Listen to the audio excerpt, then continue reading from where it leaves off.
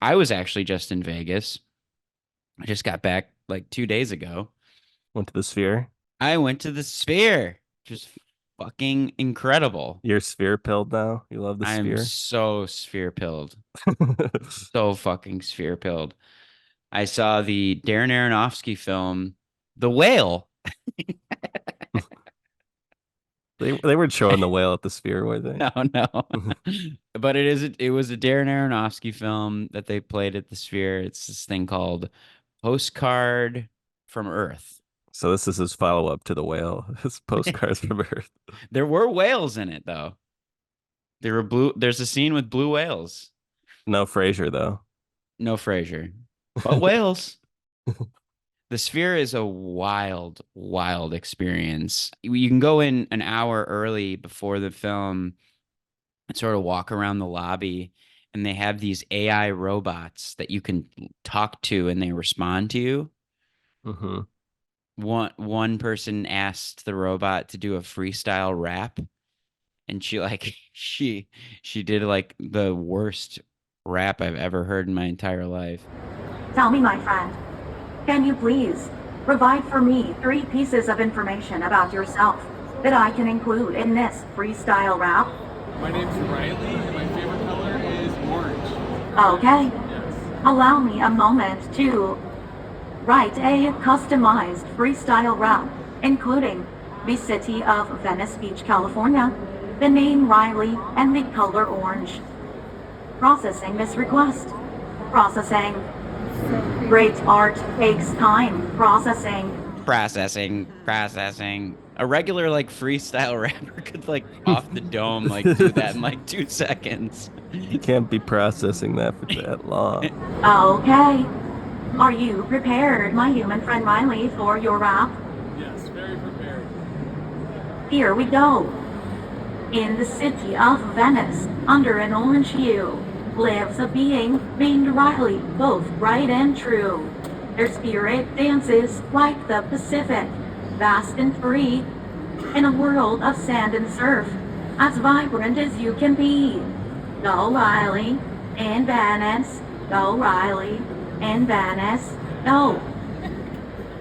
Yes, How do you enjoy my freestyle rap, Riley? I loved it. It was fantastic. No rhythm, barely any rhymes. Go Riley in Venice. Go Riley.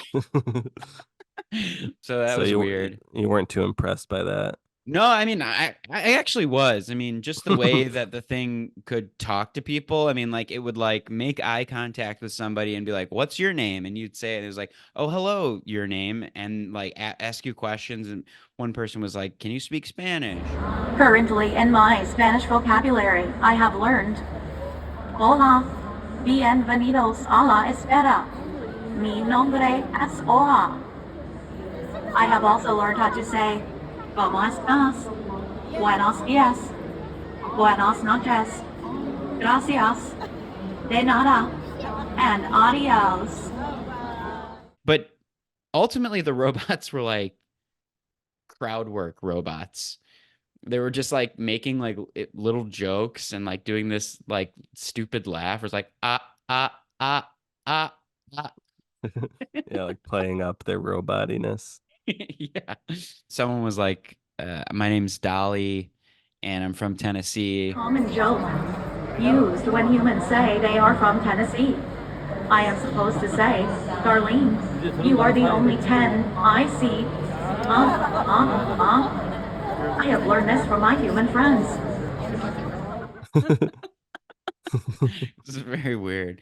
But technically, there are so many incredible, like it's very much like a museum of science and industry meets museum of modern art kind of thing, where there's like all these like demonstrations of new ways to like display images, like these like fans. They're like LED light fans that like create these 3D images that were really interesting, and the sound was mind blowing. They have this demonstration in the lobby where it's basically just playing like a generic blues song, but they have these 5 light panels on the floor that if you walk from panel to panel.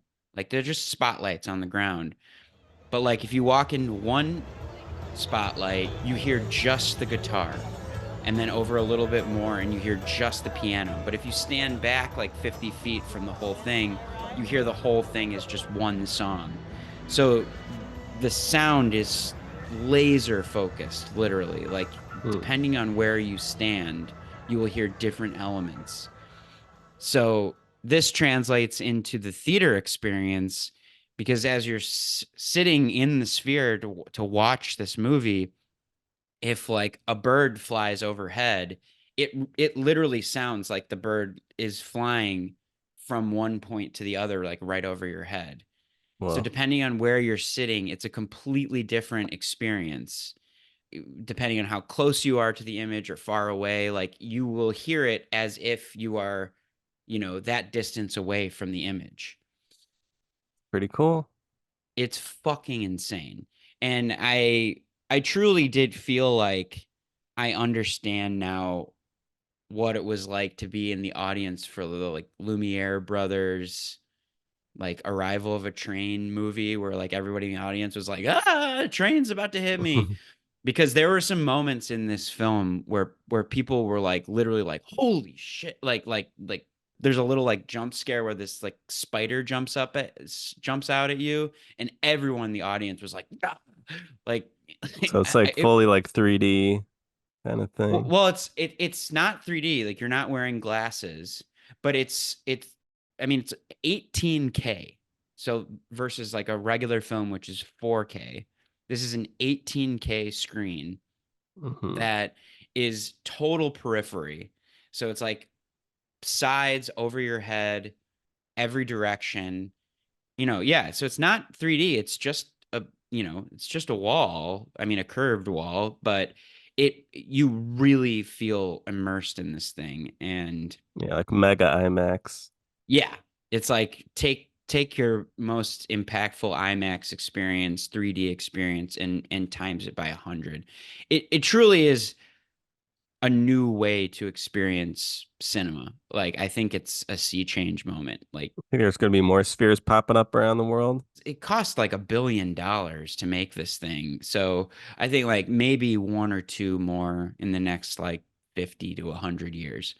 But I can totally see Christopher Nolan like making a sphere movie because you have to make an actual sphere film. Like Yeah. you can't just project the whale on thing. Like you can't just project Inception or whatever on it. Like you have to specifically make it for that experience. If not anything but for the sound, because the sound is so specific. Right. Highly recommend it. I got the cheapest seats in the house. It's worth the $100. $100 was the cheapest seat you could get. Yeah. Wow. That's wild. Yeah. So that was why I watched Sphere when I got home. Because I was like, oh, it's a Barry Levinson film. I liked that movie. And Dustin Hoffman.